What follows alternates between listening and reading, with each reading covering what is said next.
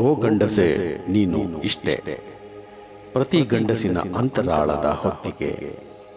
ಸಂಚಿಕೆ 3. ಹೆಣ್ಣಿಲ್ಲದೆ ನೆಮ್ಮದಿಯಾಗಿರಬಹುದು ಎಂದುಕೊಳ್ಳುವುದಾದರೆ ನಿಮ್ಮ ಸುತ್ತಮುತ್ತಲಿನ ಕುಟುಂಬಗಳಲ್ಲಿ ಅಥವಾ ನಿಮ್ಮದೇ ಕುಟುಂಬಗಳಲ್ಲಿ ಸೂಕ್ಷ್ಮವಾಗಿ ಗಮನಿಸಿ. ಒಂದು ಕುಟುಂಬದಲ್ಲಿ ಮಗು ಹುಟ್ಟುತ್ತದೆ. ಹುಟ್ಟಿದ ಮಗು ಹೆಣ್ಣಾದರೆ ಭಾವ ಬೇರೆ, ಗಂಡಾದರೆ ಭಾವ ಬೇರೆ. ಮಗುವನ್ನು ಸಾಕುವ ಶೈಲಿಯೂ ಬೇರೆ ಬೇರೆ. ಈಗ ನಮ್ಮನ್ನು ಕಾಡುವ ಮೊದಲ ಪ್ರಶ್ನೆ, ಯಾಕೆ ಹೆಣ್ಣು ಮಗುವಿಗೆ ಜನ್ಮದಾರಭ್ಯ ಶಕ್ತಿ ಹೆಚ್ಚಾಗಿಯೇ ಇರುತ್ತದೆ?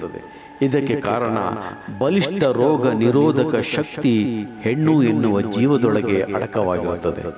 ಇದು ನಾನು ಹೇಳುತ್ತಿರುವುದಲ್ಲ, ವೈಜ್ಞಾನಿಕ ವರದಿಯ ಆಧಾರದ ಮೇಲೆ ಹೇಳುತ್ತಿದ್ದೇನೆ. ಸಂಶೋಧನೆಗಳ ಪ್ರಕಾರ ಹೆಣ್ಣಿನ ರೋಗ ನಿರೋಧಕ ವ್ಯವಸ್ಥೆಯು ಗಂಡಿಗಿಂತ ಹೆಚ್ಚು ಪ್ರಬಲವಾಗಿರುತ್ತದೆ. XX ವರ್ಣತಂತುಗಳು ಮತ್ತು ಈಸ್ಟ್ರೋಜೆನ್ ಹೆಣ್ಣು ಮಕ್ಕಳಲ್ಲಿ ರೋಗಗಳ ವಿರುದ್ಧ ಹೋರಾಡುವ ಸಾಮರ್ಥ್ಯವನ್ನು ಹೆಚ್ಚಿಸುತ್ತದೆ. ಇದರಿಂದ ದೀರ್ಘಕಾಲ ಆರೋಗ್ಯವಾಗಿರಲು ಸಾಧ್ಯವಾಗುತ್ತದೆ. ಇದು ಹೆಣ್ಣು ಮಗು ಹುಟ್ಟುವಾಗಲೇ ದೈವ ನಿರ್ಣಯ ಎಂಬಂತೆ ಪಡೆದುಕೊಂಡು ಬಂದಿರುತ್ತಾಳೆ. ಇದು ಮೊದಲ ಹಂತದಲ್ಲಿ ಹೇಳುವುದಾದರೆ, ಗಂಡಿಗೆ ಹೋಲಿಸಿದರೆ ಹೆಣ್ಣಿಗೆ ದೈಹಿಕ ಶಕ್ತಿ ಕಡಿಮೆ ಇರಬಹುದು. ಹೆಣ್ಣನ್ನು ಗಂಡು ತನ್ನ 2 ಕೈಗಳಿಂದ ಅನಾಮತ್ತಾಗಿ ಎತ್ತುಕೊಳ್ಳುತ್ತಾನೆ. ಇಲ್ಲಿ ಗಂಡಿಗೆ ಕೇವಲ ದೈಹಿಕ ಶಕ್ತಿ ಮಾತ್ರವಷ್ಟೇ, ಆದರೆ ಉಸಿರಾಟದ ಶಕ್ತಿ, ಸಹಿಷ್ಣುತೆ ಅಂದರೆ ಸಹಿಸಿಕೊಳ್ಳುವ ಶಕ್ತಿ ಮತ್ತು ದಣಿವಿಲ್ಲದೆ ಕೆಲಸ ಮಾಡುವ ಶಕ್ತಿಯಲ್ಲಿ ಹೆಣ್ಣು ಬಹಳ ಮುಂದೆ ಇರುತ್ತಾಳೆ ಎಂದು ನಾನು ಹೇಳುತ್ತಿಲ್ಲ, ವೈಜ್ಞಾನಿಕ ಅಧ್ಯಯನಗಳು ತಿಳಿಸಿವೆ. ಮುಂಜಾನೆ ಗಂಡು ತನ್ನ ಶಕ್ತಿಯನ್ನು ಹೆಚ್ಚಿಸಿಕೊಳ್ಳಲು ಜಿಮ್ಮಿಗೋ, ಯೋಗಾಸನಕ್ಕೋ, ವಾಕಿಂಗಿಗೋ ಇಲ್ಲ ಜಾಗಿಂಗಿಗೋ ಹೋಗಿ ಬಂದಾಗ ಸುಸ್ತಾಗಿ ತುಸು ವಿಶ್ರಾಂತಿ ತೆಗೆದುಕೊಳ್ಳುತ್ತಾನೆ. ಆದರೆ ಹೆಣ್ಣು ಗಂಡು ತನ್ನ ದೈಹಿಕ ಶಕ್ತಿಯನ್ನು ಹೆಚ್ಚಿಸಿಕೊಳ್ಳಲು ಮಾಡಿದ ಅಷ್ಟು ಕ್ರಿಯೆಯನ್ನು ಮಾಡಿ ತಕ್ಷಣ ಮನೆಯಲ್ಲಿ ಪಾತ್ರೆ ತೊಳೆದು ತಿಂಡಿ ಅಥವಾ ಅಡಿಗೆ ಮಾಡಿ ಎಲ್ಲರಿಗೂ ಕೊಡುತ್ತಾಳೆ. ಸುಸ್ತು ಎನ್ನುವ ಒಂದು ಸಣ್ಣ ಎಳೆಯಾದರೂ ಆಕೆಯ ಮುಖದಲ್ಲಾಗಲಿ ದೇಹದಲ್ಲಾಗಲಿ ಕಾಣಿಸುವುದಿಲ್ಲ. ಏಕೆಂದರೆ ಸ್ನಾಯುವಿನ ಒತ್ತಡವನ್ನು ತಡೆದುಕೊಳ್ಳುವ ಮತ್ತು ವೇಗವಾಗಿ ಚೇತರಿಸಿಕೊಳ್ಳುವ ಸಾಮರ್ಥ್ಯ ಹೆಣ್ಣಿನಲ್ಲಿ ಹೆಚ್ಚು. ಹೆಣ್ಣಿಗೆ ದೈಹಿಕ ಸಹಿಷ್ಣುತೆ ಮತ್ತು ಶಕ್ತಿ ಹೆಚ್ಚಿರಲು ಪ್ರಮುಖ ಕಾರಣಗಳನ್ನು ಹುಡುಕಿದಾಗ ಇಂಗ್ಲಿಷಿನಲ್ಲಿ ಸ್ಲೋ ಟ್ವಿಚ್ ಮಸ್ಕಲ್ ಫೈಬರ್ ಅಂತ ಹೇಳುತ್ತಾರೆ. ಹೆಣ್ಣಿನ ಸ್ನಾಯುಗಳಲ್ಲಿ ಸ್ಲೋ ಟ್ವಿಚ್ ನಾರುಗಳ ಪ್ರಮಾಣ ಹೆಚ್ಚಿರುತ್ತದೆ.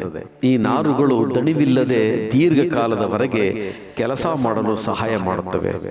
ಗಂಡಸರಲ್ಲಿ ವೇಗವಾಗಿ ಕೆಲಸ ಮಾಡುವ ಆದರೆ ಬೇಗ ದಣಿಯುವ ಫಾಸ್ಟ್ ಟ್ವಿಚ್ ನಾರುಗಳು ಹೆಚ್ಚಾಗಿರುತ್ತವೆ.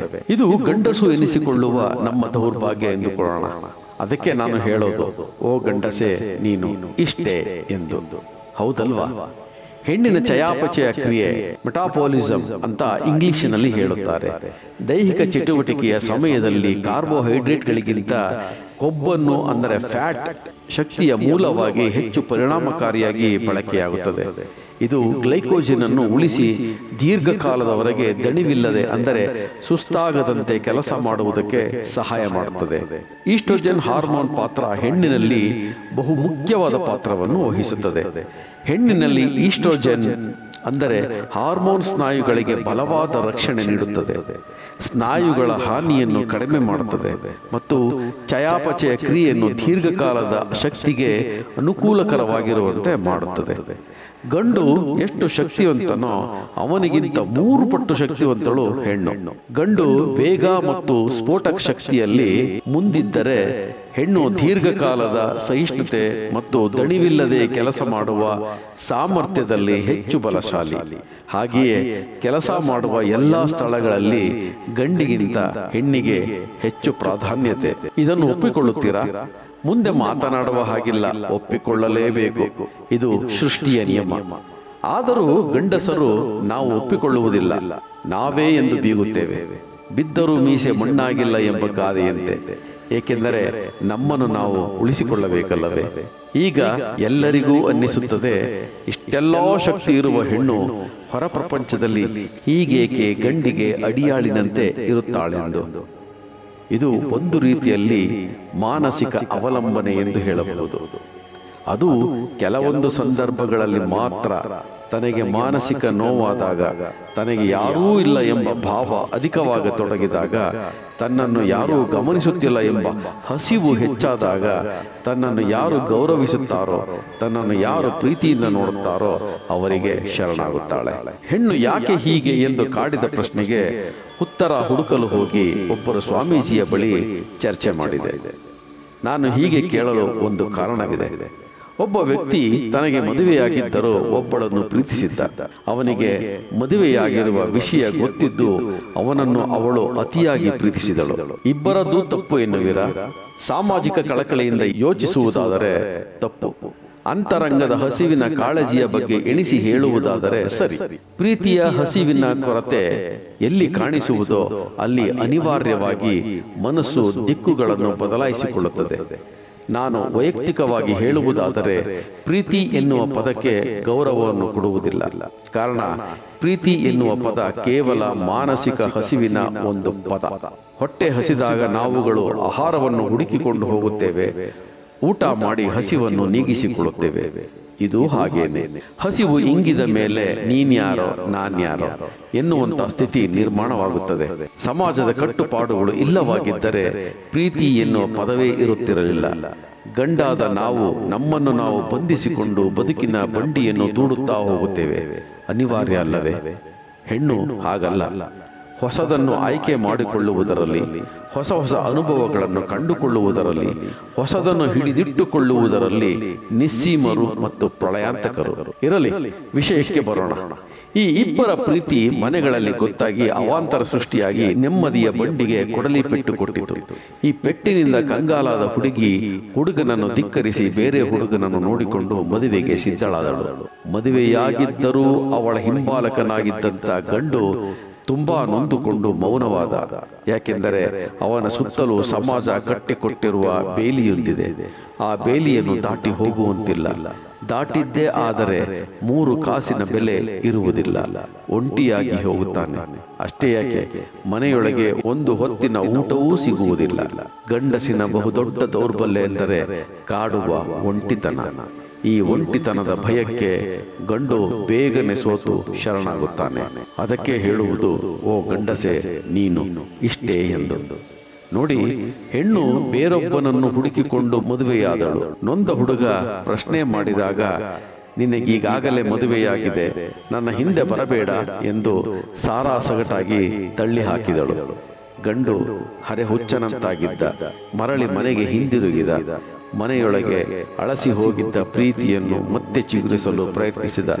ನೆಮ್ಮದಿಯನ್ನು ಕಂಡುಕೊಂಡ. ಪ್ರೀತಿ ಎಂಬ ಮಾಯಾ ಜಿಂಕೆಯ ಹಿಂದೆ ಹೋದವರೆಲ್ಲ ಮಣ್ಣು ಮುಕ್ಕಿದ್ದಾರೆ. 100ಕ್ಕೆ ಒಬ್ಬರು ಸಫಲರಾಗಿರಬಹುದು. ಆದರೆ ಅಲ್ಲೂ ತಮ್ಮನ್ನು ತಾವು ಕಳೆದುಕೊಂಡ ಅಂತರಂಗದ ನೋವು ಬಲಿಷ್ಠವಾಗಿರುತ್ತದೆ. ಪ್ರತಿಯೊಬ್ಬ ಗಂಡು ಸೋಲುವವನು. ಬಹಿರಂಗವಾಗಿ ಸೋಲದಿದ್ದರೂ ಅಂತರಂಗದಲ್ಲಿ ಸೋಲುವವನು. ಈ ಸೋಲಿನಲ್ಲೂ ಧೃತಿಗೆಡದೆ ಬೆನ್ನು ಹತ್ತಿ ಪ್ರೀತಿಯನ್ನು ಹುಡುಕುತ್ತಿರುತ್ತಾನೆ. ಆದರೆ ಪ್ರೀತಿ ಎಂಬ ಭ್ರಮೆ ಬಿಸಿಲು ಕುದುರೆಯ ಹಾಗೆ. ಬಿಸಿಲ ಜಳತಕ್ಕೆ ದೂರದ ಬಯಲಲ್ಲಿ ಕಾಣುವ ನೀರಿನ ಅಲೆಗಳು. ಅರಸಿ ಹೋದರೆ ಅದು ಕಾಣಿಸುವುದಿಲ್ಲ. ಅಲೆದಷ್ಟು ಕೈಗೆ ಸಿಗುವುದೂ ಇಲ್ಲ. ನಾನು ಆ ಪ್ರೇಮಿಯ ಘಟನೆಯನ್ನು ಮುಂದಿಟ್ಟುಕೊಂಡು ತಜ್ಞರಂತಿದ್ದ ಸ್ವಾಮೀಜಿಯ ಬಳಿ ಚರ್ಚೆ ಮಾಡಿದೆ. ಹೆಣ್ಣಿನಲ್ಲಿ ಈ ರೀತಿಯ ಬದಲಾವಣೆಗಳು ಹೇಗೆ ಸಾಧ್ಯ ಎಂದು. ಅವರು ಒಂದು ಮಾತನ್ನು ಹೇಳಿದರು. ಹೆಣ್ಣಿನ ಮನಸ್ಸು ಬಿಳಿಯ ಹಾಳೆ ಇದ್ದ ಹಾಗೆ. ಯಾರು ಏನನ್ನೇ ಬರೆದರೂ ಅದು ಸ್ಥಿರವಾಗಿ ನಿಲ್ಲುತ್ತದೆ. ಹೊಸಬರ ಬರವಣಿಗೆಯ ಮೇಲೆ ಹಿಂದಿನವರು ಏನು ಬರೆದಿರುತ್ತಾರೋ ಅದು ಅಳಿಸಿ ಹೋಗಿರುತ್ತದೆ. ಹೊಸಬರು ಏನನ್ನು ಬರೆಯುತ್ತಾರೋ ಅದು ಸ್ಥಿರವಾಗಿ ನಿಲ್ಲುತ್ತದೆ. ನಾನು ಕೇಳಿದೆ, ಹೊಸಬರು ಬರೆದ ಪದಗಳು ಕೂಡ ಅಳಿಸಿ ಹೋದರೆ? ಅವರು ಹೇಳಿದರು, ನಾವು ಅರ್ಥ ಮಾಡಿಕೊಳ್ಳಬೇಕು, ಮತ್ತೊಬ್ಬರು ಆ ಹಾಳೆಯ ಮೇಲೆ ಹೊಸದಾಗಿ ಬರೆದಿದ್ದಾರೆಂದು. ಹಾಗಾದರೆ ಈಗಾಗಲೇ ಬಿಳಿಯ ಹಾಳೆಯ ಮೇಲೆ ಬರೆದ ಗಂಡಿನ ಪ್ರೀತಿಯ ಬರವಣಿಗೆ ಅಳಿಸಿ ಹೋಯಿತೆ? ಸಹಜವಾದ ಪ್ರಶ್ನೆ. ಅಳಿಸಿ ಹೋಗಿದೆ ಮೇಲ್ನೋಟಕ್ಕೆ ಮಾತ್ರ. ಒಂದು ಸಣ್ಣ ಉದಾಹರಣೆಯನ್ನು ಹೇಳುತ್ತೇನೆ.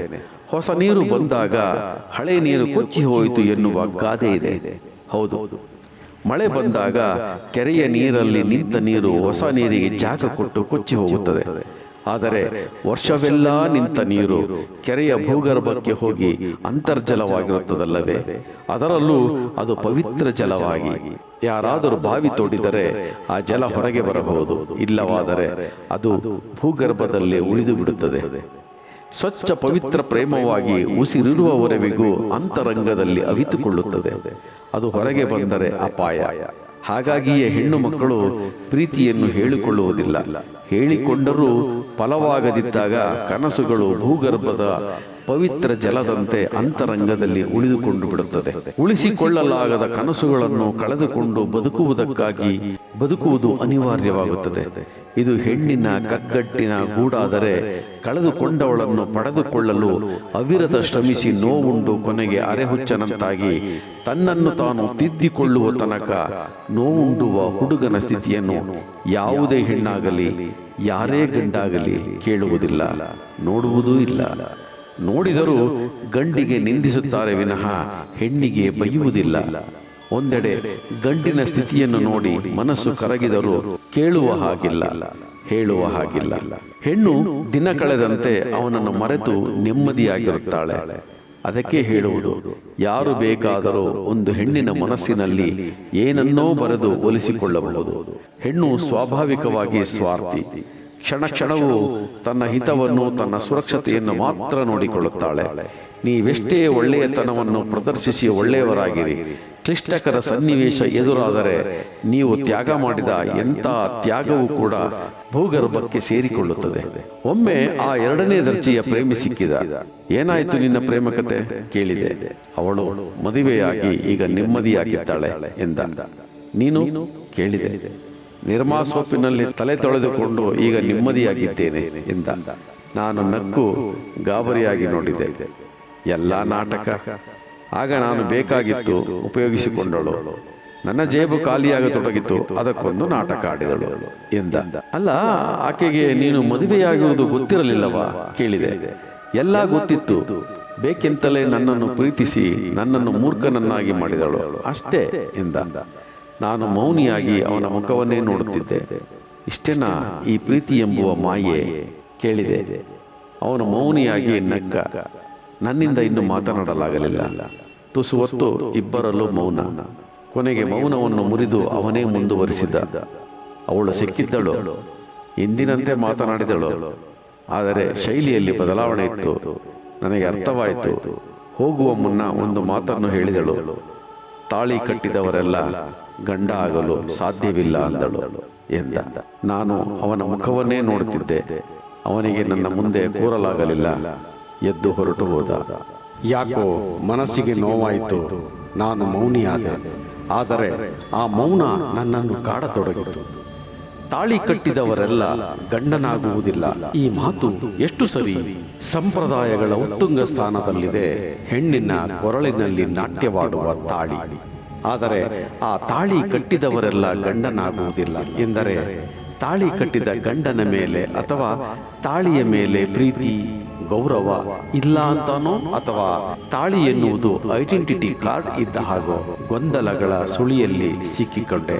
ಆತ್ಮೀಯರೇ, ಮುಂದಿನ ಸಂಚಿಕೆಯಲ್ಲಿ ಈ ತಾಳಿ ಎನ್ನುವುದು ಹೆಣ್ಣಿನ ಕೊರಳಿಗೆ ಹೇಗೆ ಬಂತು, ಅದರ ಮೇಲೆ ಗೌರವ ಸಂಪ್ರದಾಯಗಳು ಹೇಗೆ ಸೃಷ್ಟಿಯಾದವು ತಿಳಿಸುತ್ತಾ ಹೋಗುತ್ತೇನೆ. ಧನ್ಯವಾದಗಳು.